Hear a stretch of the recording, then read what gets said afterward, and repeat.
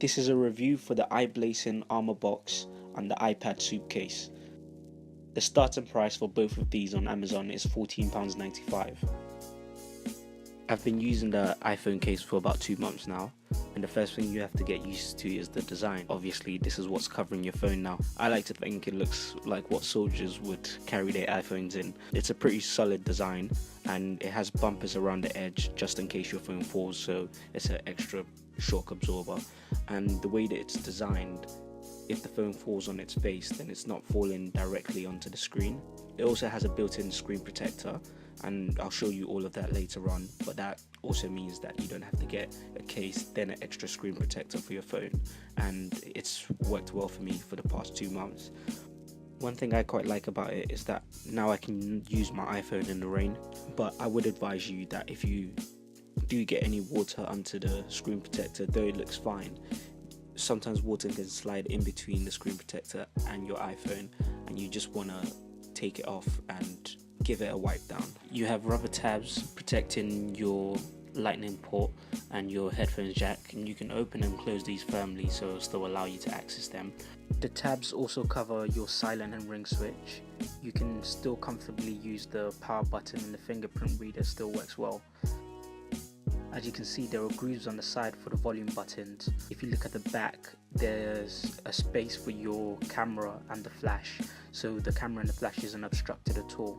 So when you take your picture, you won't get any dark blotches whilst using your flash. So the first thing you want to do is give your iPhone screen a thorough wipe down, so there's literally no smudge marks, no handprints, nothing on it. It's completely clear, so that when you put the screen protector over it, then you don't see marks under the screen protector and have to take out your phone and clean it all over again. Once you've dealt with your phone screen, I would advise that you do the same thing for the screen protector. It's a bit difficult to find the right cloth to use, but get it done right. First time you assemble the case, you're going to find it very difficult. It's really hard to clip on, but you just have to keep going at it and trust that you're not going to destroy your phone.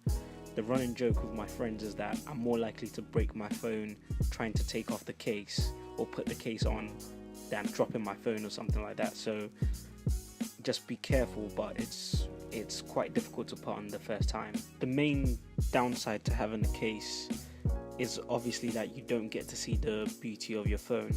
But if you're someone who changes their phone often, or even plans to sell their phones on or pass it on to someone else, it's worth it because it keeps it in crisp condition.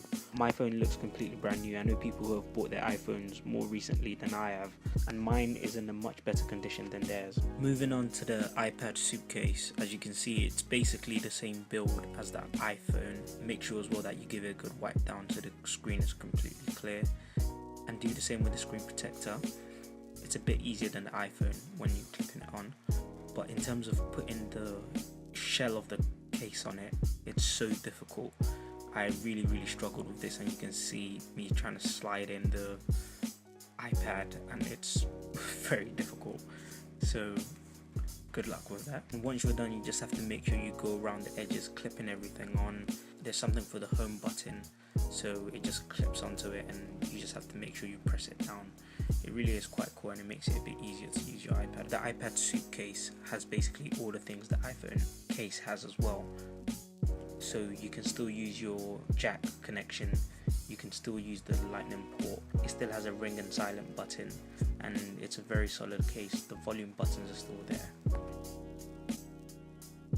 The main issue you'll find with the iPad case is that it doesn't have a stand, and it's very heavy. It makes your iPad, I would say, twice as heavy, so you might want to reconsider when thinking about buying this case. There's quite a few pros and cons when you look at the case. Obviously it's solid, it's drop proof. I quite like the design, but other people have a problem with it, and they say it makes the iPhone or the iPad lose the original beauty that it had, the original design. But the built-in screen protector makes a big difference. Obviously saves you money there, and it makes your phone a lot more resilient to water damage. I've had a few phones that have stopped working because of water damage. But overall, I think it's a solid case. I think it works well. It does what it says on the tin, and I think it's worth buying.